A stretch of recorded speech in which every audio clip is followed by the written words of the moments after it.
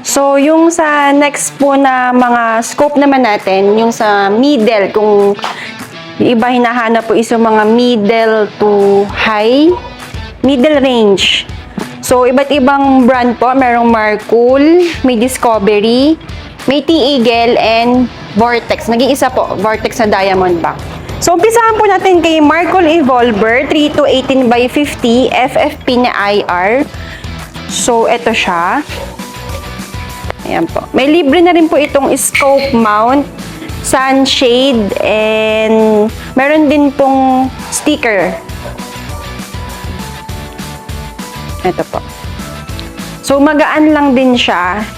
So, kung ipanga-hunting, okay lang naman din. When it comes po sa linaw, malinaw naman po sila lahat. Yun nga lang, syempre po, depende po sa inyo kung saan kayo mahihiyang paggagamitin nyo na. Ito po siya. So, working naman po lahat. Ayan. Mill reticle siya or M-rod.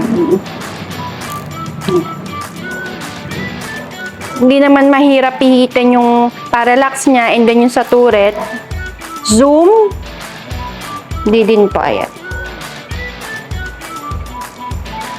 So, zero stop function na rin siya. 34mm tube. And then, illuminated reticle.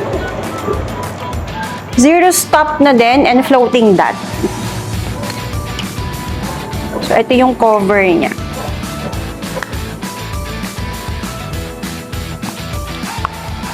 Next naman po na model, same po sila ng variant, Evolver din, 5 to 25 by 56 na IR or illuminated reticle. Likewise, kay 3 to 18 by 50, 34mm tube din siya, zero stop, floating dot. Mas mataas lang yung magnification niya, 5 to 25.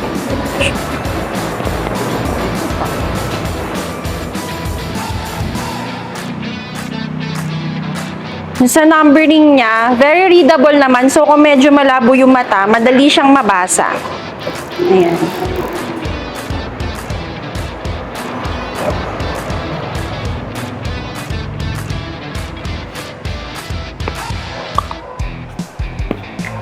Third model po natin is yung middle range naman ni Discovery, yung LHD na 832 by 56 SFIR. Zero stop na po ito with side focus and illuminated reticle. Floating dot din po siya with mount na rin and tools na kasama. So lightweight din po ito. Mukha siyang mabigat pero pag naman nakabit na sa unit, hindi siya ganun ka-heavy. Ayan. Ready to night vision. So, ready to night vision. So, mag-avail lang po kayo ng device na pwedeng ikabit sa kanya para magamit nyo siya na pang night vision scope. Ayan. So, M-rod din po siya. Likewise ng dalawang model ni Marcool Evolver. When it comes po sa turret, malalaki din yung numbering niya. Ayan. So, suggested namin to sa mga medyo may edad na nagpiplinking pa. Ito.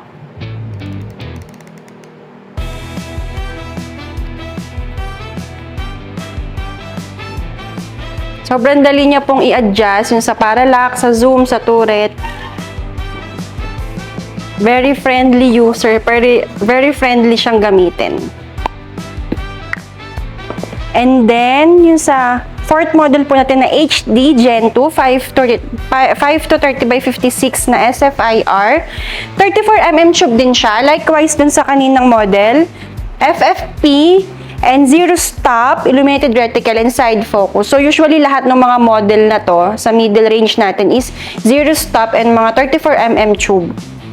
Puro mga FFP na po siya. Ito pa.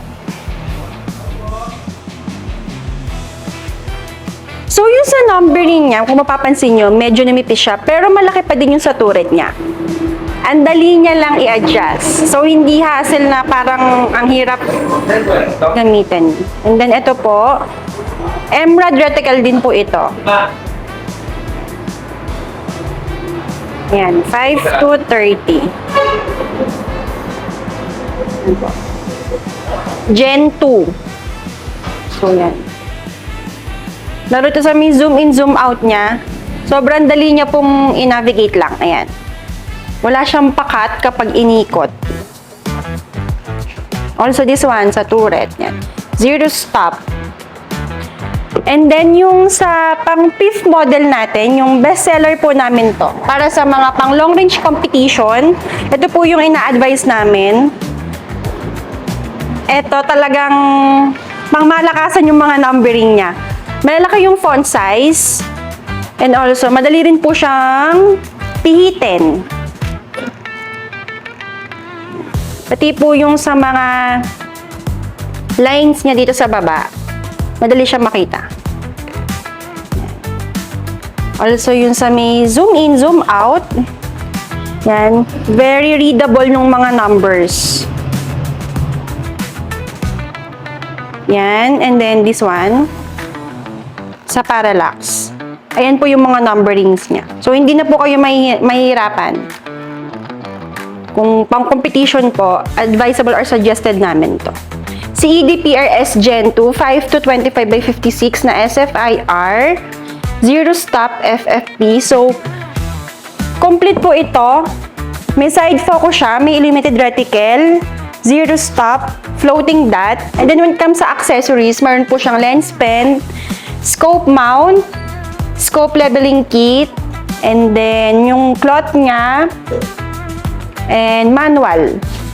And then yung sa next model po natin, si Marcool na Stalker, 5 to 30 by 56 na SFIR, FFP, HD or high definition po siya.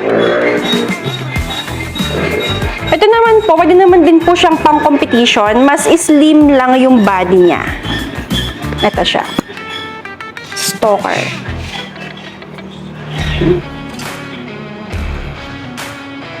So, medyo lumiit yung sa turret niya.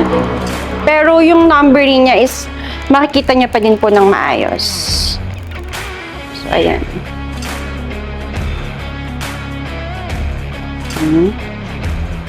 Ayan siya.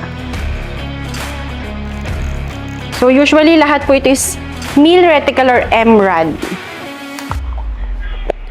And then, kung naghahanap po kayo ng compact scope, yung mga naghahunting na gusto po is yung handy lang. So, ma-advise po namin si T-Eagle na MR3 12 by 42 SFIR FFP. Hindi lang po to zero stop pero limited reticle siya. May side focus and first focal plane siya. So, ito siya. Ayan. Very cutie. Ayan po.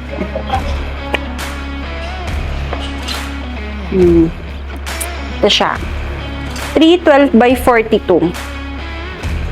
Sa mga gusto ng mga pang-hunting na ayaw na mabibigat na scope or yung sobrang haba, ito lang po ma-advise natin. Ayan siya.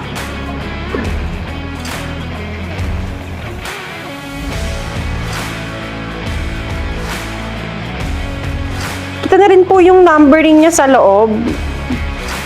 When it comes naman po sa clear or sa linaw, malinaw naman din siya.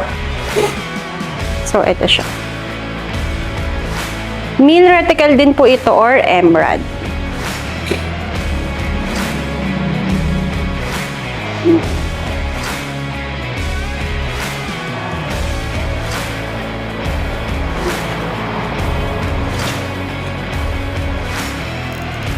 May scope mount na rin po itong kasama.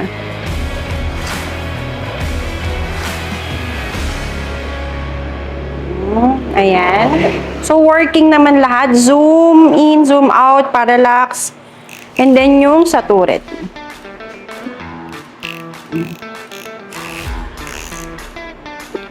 So, mag-move naman po tayo sa isang model ni T-Eagle, yung Stellar. FFP din po ito. Ito, slim lang din yung body niya. Illuminated reticle din siya and may side focus.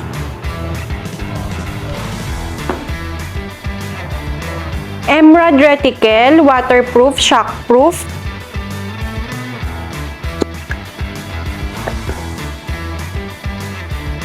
Ito po.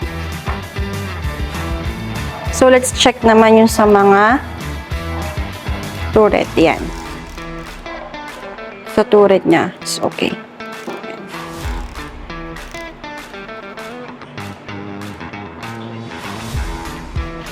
And then, sa last model po natin, yung Vortex sa diamond back na 416 by 44. Again, FFP din po siya. Pero wala siyang kasamang scope mount. Kasi US brand po siya. So, wala pong kasamang scope mount pag mga US brand. Medyo nasa high na po ito. Papasok na po tayo sa pinaka-exciting part sa mga high-end brand. So, isa po itong si Vortex. May kasama na po siyang rubber na cover. Meron din po siyang cloth para dun sa mismong scope. So, free na siya. Except for the scope mount. Ayan. Yung cloth niya. Ayan. So, eto po. Maliliit lang din yung mga lines niya, pero yung numbers, readable naman po siya. Ayan. Okay. So, madali lang din i-navigate yung mga button niya. Or yung sa parallax, sa zoom in, zoom out, sa turret.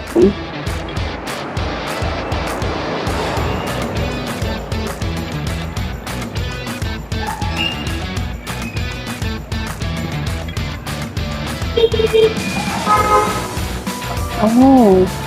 Yung sa may lens naman, or sa may, pag diniyo nyo po yung scope, malinaw po siya. 416 by 44 na diamond back Vortex. So, yun lang po. Thank you!